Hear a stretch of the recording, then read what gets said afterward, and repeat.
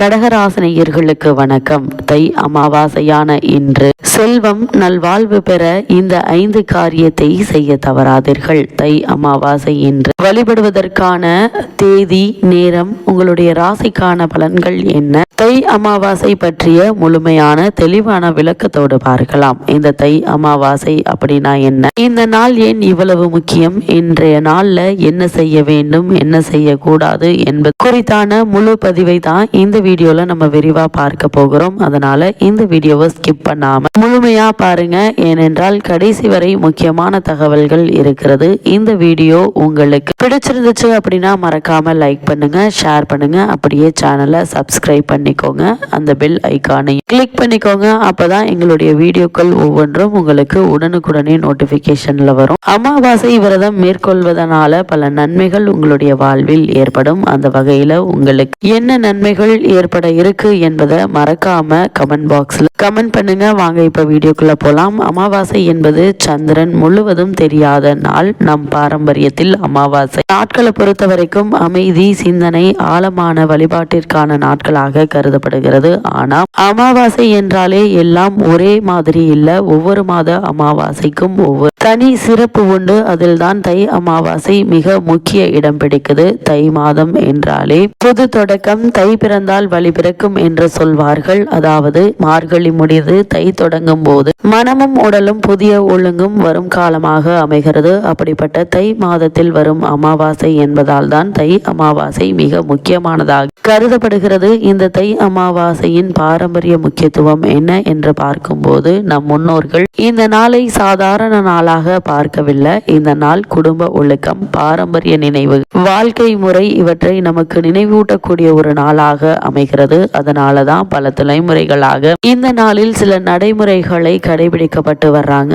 அது மட்டும் இல்லாம இந்த தை அமாவாசையான இன்று கடகராசினியர்களான நீங்கள் செய்ய வேண்டியவை என்ன என்று பார்க்கும்போது, இந்த நாளில் நீங்கள் செய்யக்கூடிய முக்கியமான விஷயங்கள் என்ன என்று பார்க்கும்போது, எண்ணெய் குளி, காலை நேரத்தில் எண்ணெய் தேய்த்து குளிப்பது மிக மிக நல்லது. வீடு சுத்தமும் வீட்டையும் மனதையும் சுத்தமாக வைப்பது மிக மிக அவசியங்க. அதே போல் காலை மாலை இரு வேளைகளிலும் விளக்கு ஏற்றி வைப்பது நல்லது. இந்த அமாவாசையான இன்றைய தினம் தானம், உணவு, துணி அல்லது உங்களுடைய சக்திக்கு ஏற்ற தானங்களை செய்வது மேலும் பல நன்மைகள் உங்களுக்கு மட்டுமல்லாமல் உங்களுக்கு பிறகு வரக்கூடிய 7 தலைமுறைகளுக்கும் இந்த நன்மை சென்றடையும். அமைதியான மனநிலை இந்த நாள் அமைதிக்கான நாளாகவும் அமைகிறது. அதனால் அதிகம் பேசுதல், தேவையற்ற வேலைகள் ஆகியவற்றை தவிர்க்கலாம். அந்த வகையில கடகராசினியர்களான நீங்கள் தை அமாவாசையான இன்று தவிர்க்க வேண்டியவை என்ன என்று பார்க்கும்போது, இந்த நாளில் சில விஷயங்களை நீங்கள் தவிர்ப்பது மிக மிக நல்லதுங்க. குறிப்பா இன்றைய நாள்ல சண்டை, கோபம், கடுமையான வார்த்தைகள்,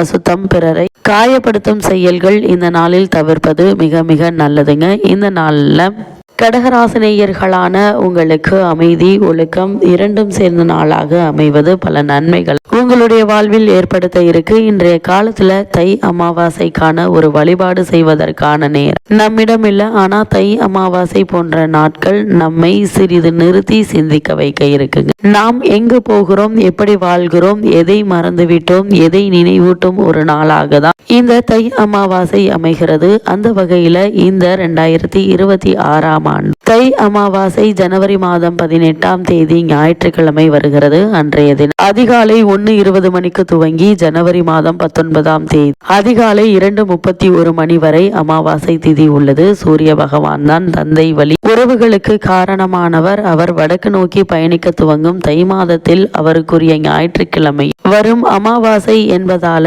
இது மிகவும் விசேஷமானதாக கருதப்படுகிறது. இந்த நாளில் முன்னோர்களின் ஆன்மாக்களை மகிழ்ச்சி அடைய செய்யும் தர்ப்பணம், திதி, திலகோமம் போன்ற பிண்டதானம் ஆகியவற்றை தவறாமல் செய்ய வேண்டும். இவைகள் முன்னோர்கள் இறந்தபோது செய்யப்படும் சிரார்த்தங்களை புண்ணிய தலங்கள், கடற்கரைகள், புனித நதிக்கரைகள் ஆகியவற்றில் செய்ததற்கு இணையான பலனை தரும். பலரும் தை அமாவாசை நாளில் காசி, ஹரித்வார், திரிவேணி சங்கமம், ராமேஸ்வரம், கன்னியாகுமரி உள்ளிட்ட புனித தலங்களில் முன்னோர்களுக்கு தர்ப்பணம் அளிப்பார்கள். அப்படி புனித தலங்களுக்கு சென்றோ நீர்நிலைகளுக்கு சென்றோ தர்ப்பணம் அளிக்க முடியாதவர்கள் வீட்டில் இருந்தபடியே கண்டிப்பாக முன்னோர்களை நினைத்து எள்ளும் நீரும் இறைக்க வேண்டும். இதனால் முன்னோர்களின் ஆசி முழுமையாக உங்களால் பெற முடியும். அமாவாசை என்பது முன்னோர்களை வழிபடுவதற்கான நாள். அது மட்டும் இல்லாமல் அவர்களுடைய ஆசையை பெறக்கூடிய ஒரு நாளாகவும் அமைகிறது. அதேபோல் சமஸ்கிருத வார்த்தையான அமாவாசை என்ற சொல்லிலிருந்து அமா என்றால் ஒன்று சேருதல், வாசை என்றால் வசித்தல் அல்லது வருகை தருதல் என்று பொருள். அதாவது மரணத்திற்கு பிறகு நம்முடைய முன்னோர்கள் பித்ருலோகத்தில் வசிப்பார்கள். தங்களின் பூத உடலை விட்டு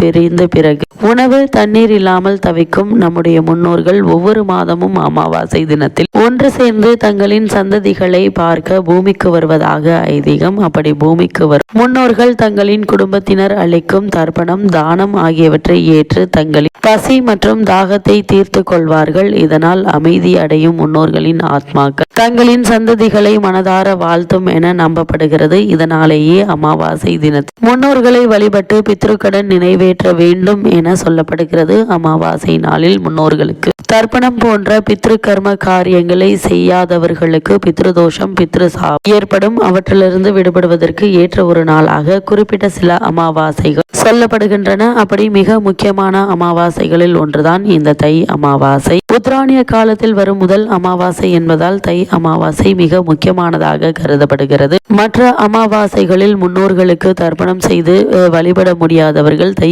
அமாவாசை பித்ருக்கடன் நிறைவேற்றினால் அவர்களின் பித்ருதோஷம் நீங்கி பலவிதமான துன்பங்களிலிருந்து விடுபடுவார்கள். அதே உடல் உறவுகளுக்குள் இருக்கும் பிரச்சனைகளும் தீரும். ஆரோக்கியம், செல்வ வளம், வெற்றி, அமைதி, மகிழ்ச்சி ஆகியவை நிறைந்து வாழ்க்கை அமையும் என்பது நம்பிக்கை. அதே போல இவ்வளவு நாட்களாக தடைபட்டு வரும் காரியங்கள் துரிதமாக நடைபெறுங்க. திருமண சம்பந்தமான முயற்சிகளை மேற்கொண்டு வரும் கடகராசினியர்களுக்கு ஒரு சிறு முயற்சியிலேயே நல்ல ஒரு வரன் அமைவதற்கான வாய்ப்புகள் அதிகம் இருக்குது. அதே போல புத்திரபாக்கியத்திற்காக பல வருடங்களாக ஏன் மாதங்களாக ஏங்கிக் கொண்டிருப்பவர்களுக்கு புத்திரபாக்கிய யோகம் கிடைக்க இருக்குதுங்க. அது மட்டும் இல்லாம இந்த அமாவாசை வழிபாட்டை தொடர்ந்து நாம் மேற்கொள்வதன் மூலமாக பொருளாதார ரீதியான பல முன்னேற்றங்களை உங்களால் பெற முடியுங்க. இந்த தை அமாவாசையான இன்று நீங்கள் செய்ய வேண்டிய 5 முக்கிய காரியங்கள் என்ன என்று பார்க்கும்போது, இன்றைய நாளில் முன்னோர்களின் ஆன்மா சாந்தி அடைய தண்ணீர், எள், அரிசி, தர்ப்பை புல் கொண்டு தர்ப்பணம் செய்யுங்க. இது பித்ருதோஷங்களை நீக்கி அவர்களின் ஆசிகளை பெற்றுத்தரும். இரண்டாவதாக ராமேஸ்வரம், கன்னியாகுமரி போன்ற புனித தலங்களில் உள்ள கடல்களில் நீராடுவது மிகவும்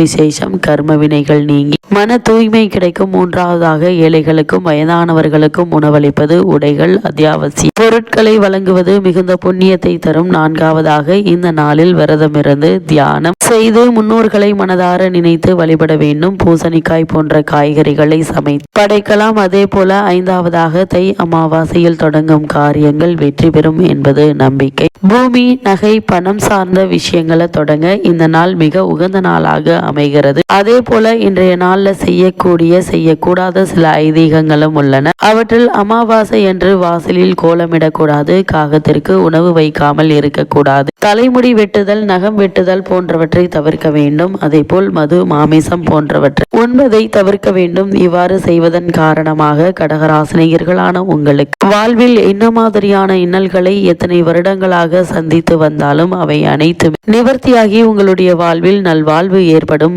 ஐதீகமாக உள்ளதுங்க. அது மட்டும் இல்லாம கடகராசினியர்களை பொறுத்த வரைக்கும் இவ்வளவு நாட்களாக என் வருடங்களாக கூட பல இன்னல்களை சந்தித்து வந்த உங்களுக்கு நல்ல ஒரு முன்னேற்றம் உங்களுடைய வாழ்வில் ஏற்படுவதற்கான சாத்தியக்கூறுகள் அதிகம் இருக்கு என்பதை கிரகங்களுடைய சஞ்சார நிலைகள் தெளிவாகவும் உறுதியாகவும் எடுத்து காட்டுதுங்க. கூடுமான வரைக்கும் இந்த தை அமாவாசையான இன்றைய நாள் முன்னோர்களுக்கு திதி தர்ப்பணம் கொடுப்பதை எக்காரணத்தை கொண்டும் மறந்துவிட வேண்டாம் என்பதை கிரக நிலைகள் மீண்டும் மீண்டும் உங்களுக்கு அறிவுறுத்துது.